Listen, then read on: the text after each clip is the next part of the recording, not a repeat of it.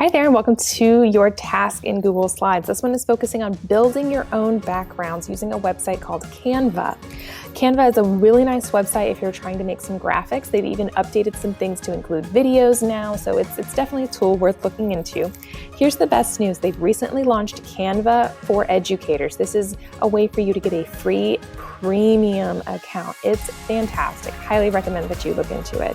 If you do, you just need to go to canva.com/education, and that will actually give you the steps to earn your free account. I've already created my account, so whenever you do, this is kind of what you see. You may see like a couple of questions when you first create your Canva account. It'll be like, are you interested in blah? And you're like, no, let me keep going. So when you get there, this is kind of the home screen that you'll see. So you can search for designs, you'll see some suggestions. The one that you are going to use, I'm not going to use the search. We're going to use this option right here, presentation. I choose this option so that whenever I download all my backgrounds, nothing gets stretched out or distorted. So I'm going to click on presentation, and it's going to open up my editing panel. So this is where we're going to see all the different creation options that Canva provides. First thing I'm probably going to do is click on here, and I need to go ahead and give this a new title. So I'm just going to put slides background so that I can remember what this design is. So once you select the slide, you'll see it kind of give you a blue outline. This color wheel option lets you choose different colors. So that's an option there. The other option is you have some templates on this side. Let me move this so you can see this window a little bit better. So you have templates over here. Let's say I really like this design, but I'm not a fan of the colors, and maybe the font choice is a little different for me. I'm going to show you one of the best shortcuts in Canva. Yes, they always give you this, but let's try to change some things up. So for example, right here, I can actually give this a ring. So welcome, I can actually retype welcome class. Maybe I don't even like that font, so I'm going to highlight the font and choose from the font menu. And you'll see a bunch of different ones in here. Some you may have access to, some you don't, so really be careful about that. This font's nice. That looks better. Man, I really don't need this extra font at all. So that's fine. You're just gonna hit the trash can, and group will delete the whole thing. I just need that one particular thing gone. You know, that's pretty small, and I'm not sure the size, so I'm gonna use these white circles and stretch out my font. And then I'm going to move it over. And you'll see it even gives you some guiding lines. Ooh, you know, the white's not bad. I even like the pink, but I mean, it's not my favorite. So click on the circles. And now maybe I want the whole thing to be pink, or maybe I want the whole thing to be teal, maybe even yellow, maybe a lighter pink. So anytime you see that color box appear, you can change the color. So even this shape, maybe I want that to be the teal color. Isn't that great? Anything that you want. Photos are going to be anything that looks like this. It'll pull in recently used. You can also search for the photos. So if you'd rather, you have elements, which are going to give you more like your clip art. So you're going to see grids and frames. Frames are really nice in Canva because it's automatically going to crop a picture that you have. So I'm just going to pull this Lego photo and then drag it in. See how it fills the space? So that's going to be anytime you're using frames. Shapes, let me see all the shapes that I have. So again, it looks gray. Ew, gray is ugly. That's okay. Use your color option and change it up.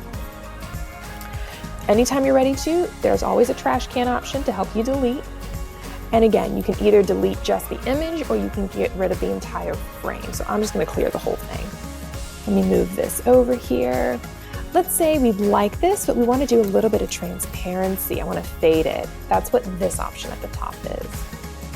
And then see how it kind of fades it to the background. So I want to be sure that you have that.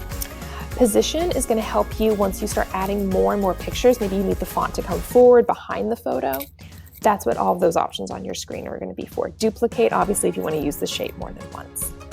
Text, they give you some combinations, or you can just add your own text. You know what? I really like this combination. You know, I don't really need those words, but again, we just saw that at the beginning.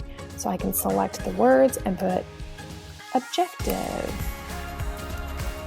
And then down here, actually type out your objective. Doesn't look like that works, so good thing is I can stretch it out. And again, if I need to make something bigger or smaller, you can choose from the numbers or you can type it in. Isn't that great? Backgrounds are really nice, so if you want something a little bit different, so I'm gonna choose this option. Again, don't like the white. I really wanna put it back to a different color. So maybe I can use the pink, and you can see how that background is in the, still maintains the pattern. So even if this orange, you're like, oh, I love the little chevron, I don't want the orange. That's okay, click on the orange and change it up. Everything is nice. Your uploads option is if there is something on your computer, maybe it's your Bitmoji you want to add in. So if you're curious how to make yourself a digital avatar, that's going to be in this level. Ooh, see how I'm behind? So again, position, I'm going to bring it forward or all the way to the front. And now I can move it. So now it looks like I'm peeking from my slide. Okay, when you're ready to add more, just click on Add New Page, or you can click on this plus sign, and it actually copied the background. And feel free to search as much as you want. So maybe I want to search rectangle and see which options I have. Be mindful, some of these shapes may not be free, so pay attention. You'll see little dollar signs.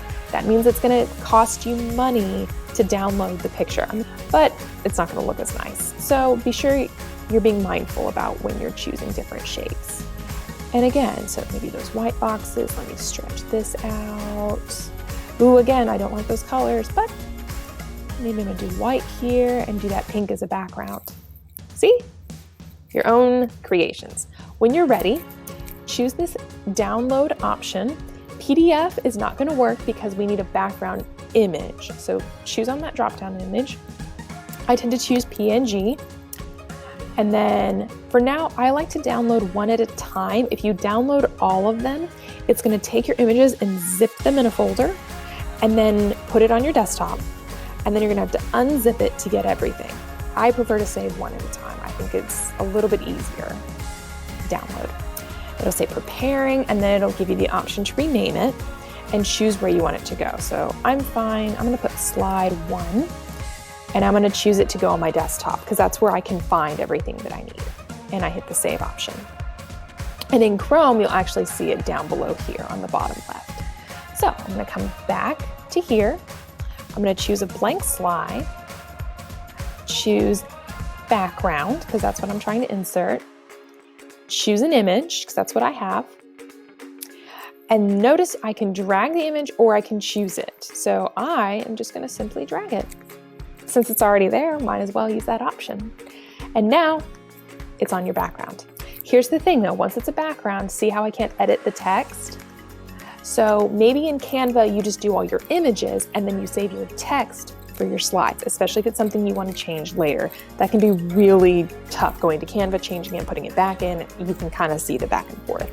Feel free to play. This is my favorite thing to do. It's where I create all my personal templates. It's got a lot of magic. So take your time playing in Canva and let me know if you have any questions, especially when setting up your account.